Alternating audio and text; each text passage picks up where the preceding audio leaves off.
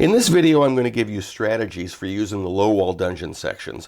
But first, I'm going to start with the dimensions of the piece. The dimensions of all of the wall sections are 3/4 of an inch tall.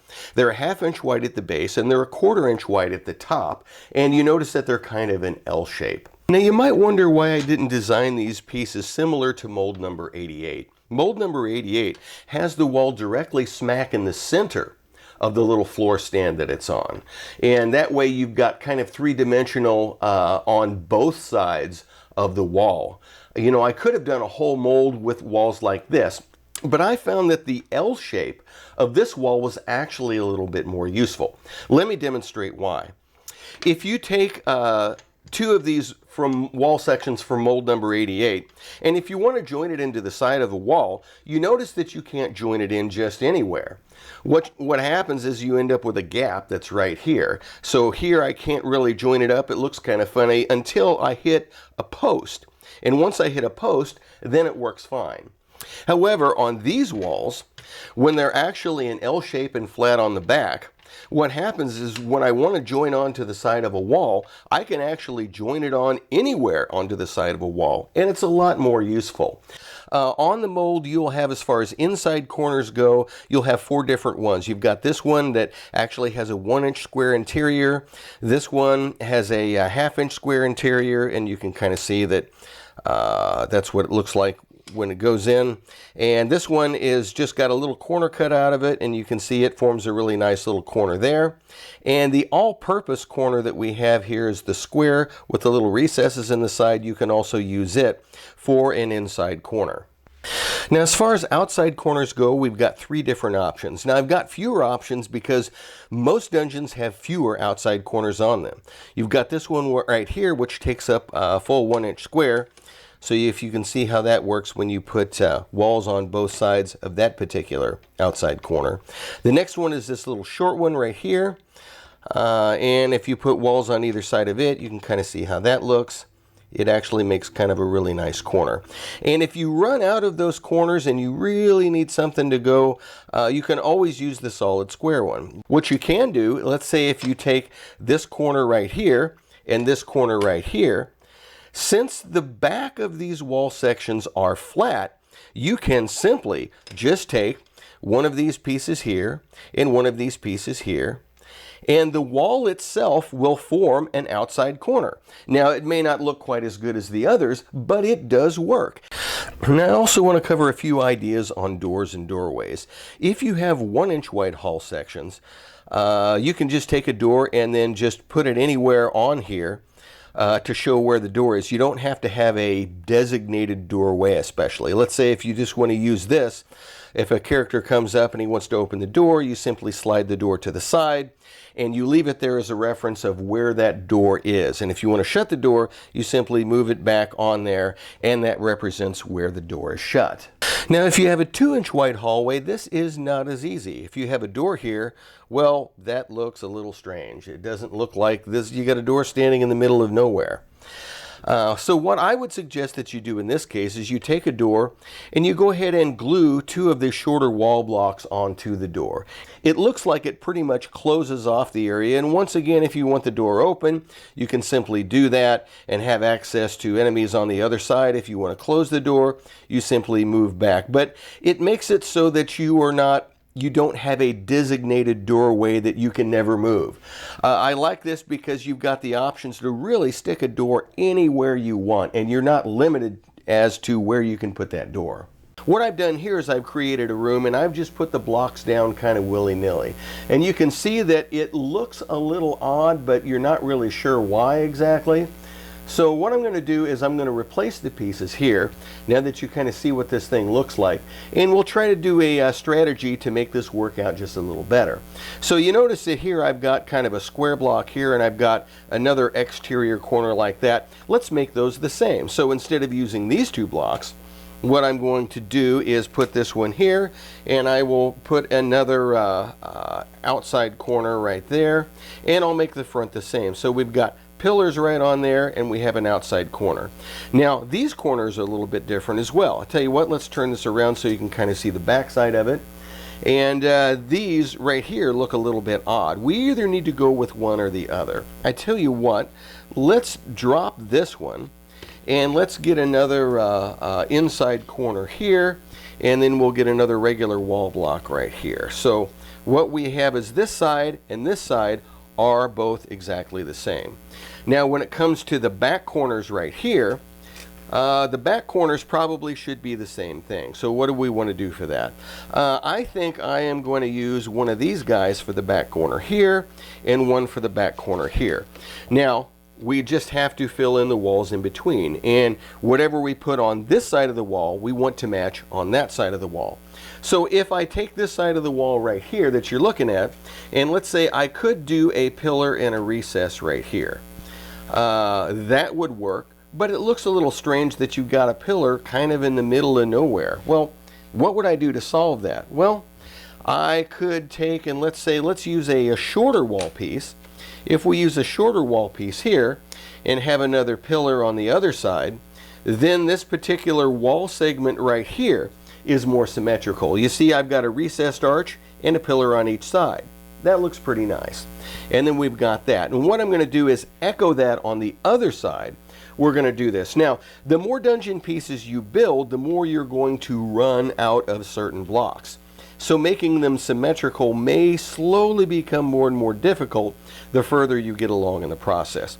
Now what we've got along the back, we've got a nice 3-inch piece, so I'm just going to fill in the nice 3-inch piece along the back. And you'll find that you want to try to use up these 3-inch pieces as much as you can. Because they're a little bit harder to use. You have to have kind of a big room to do it. Okay, so now we have a room that is built symmetrically, where things are the same on both sides. So let me do a quick spin around if I can get these to line up without falling around here. Okay, so we're going to spin this around so you can kind of see what this room looks like in comparison to what we originally had. I think it looks a lot better. So just kind of keep that in mind as you're designing a room, to try to keep elements on one side the same as the other side. Here I want to demonstrate how the wall sections can be used with 1-inch grid dungeons and 1.5-inch grid dungeons.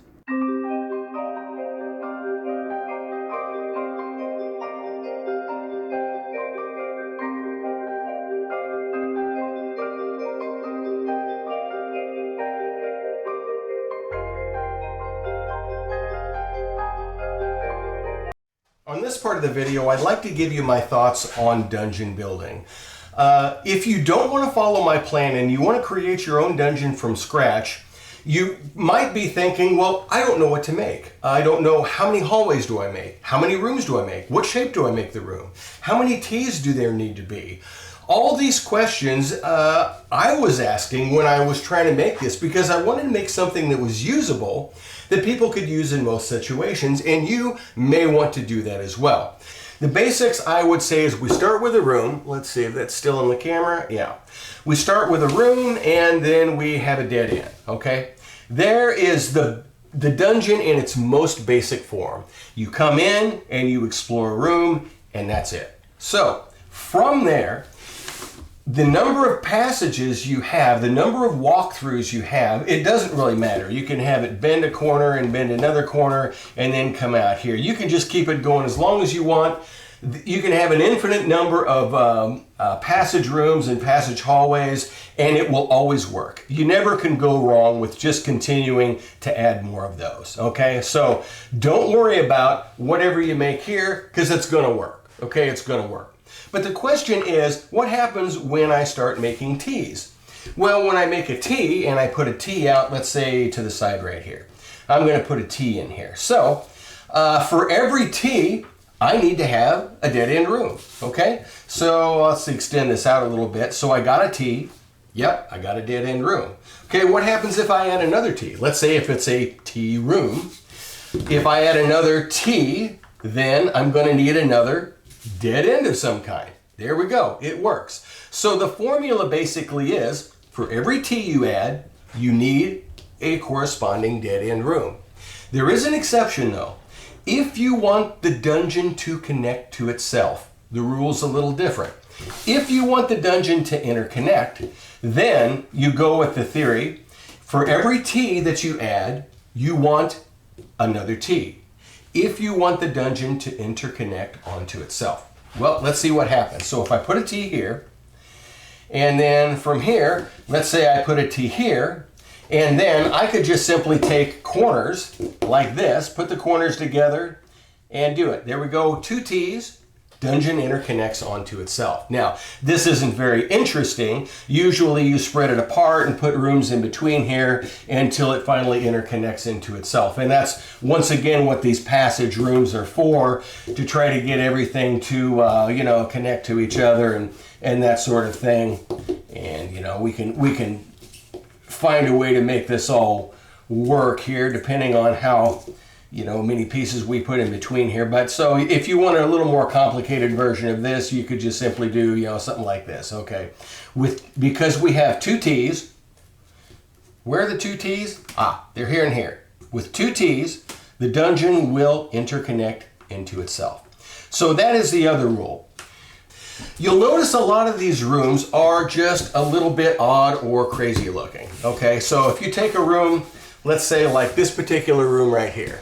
This room right here, you know, it's got an entrance over on the side and another entrance over on the side. Well, look at this sucker.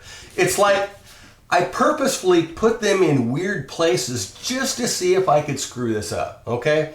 So when I designed this, I specifically made them weird. I specifically made them difficult to hook together just to see what would happen. To see, is it possible to mess this up? So what I found is that no matter what you make, no matter where you put the entrance rooms on here, you really can't mess this up. So what let's do is let's just see what we can do, run ourselves into trouble and see if we can fix it. So I'm going to start out with a central passageway here. And I am going to start out with a T room here. And let's just bring this T room up here. And we want to connect it over to here. We want this to kind of, you know, interconnect over here. So what I'll do is I'll, you know, kind of make this go up here. Maybe I'll put a hallway up here. And I want it to connect here. I want it to connect here. Let's see if we can do this. So we've got a hallway here. And we've got, oh, okay, well, we can't go too much farther that way. So let's see what we got. Let's put one right in here. Let's put one over here. Okay, now we have to connect this. So can I connect this? Well, it's like, well, I want to use this room. And I go, well, this doesn't work. Well, how am I supposed to do that? Well, simply use some of these connections here. What if we extend this out one with a single right here?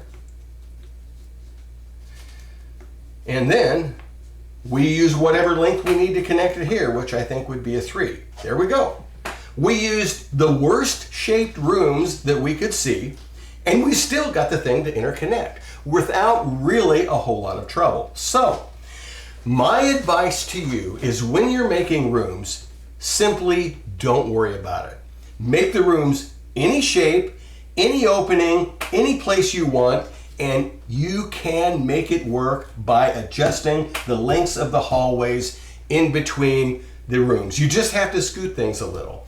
You may not get it to work out exactly the way you want to, but you can get them to fit together.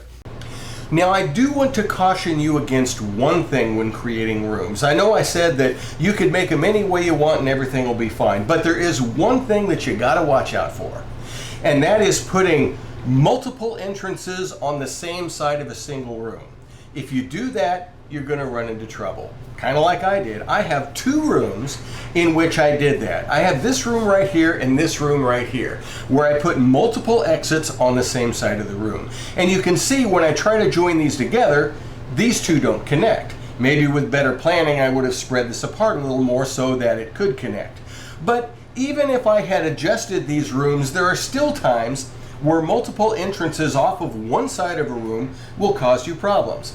In other words, if I try to put a room over here and I try to put a room right here, I still have a problem because I cannot spread this room apart or move it closer together in order to get these entrances to fit. So just be aware. You can put multiple entrances off of one side of a room, but it may land you problems later on. So if you're going to do that, I would do it for very few rooms, maybe just 1 or 2, or if you have multiple rooms like that, Put them in separate sections of the dungeon, and don't try to work them together unless you kind of really plan that thing out. Anyway, I hope that's helpful to you in your dungeon design, and thanks for watching.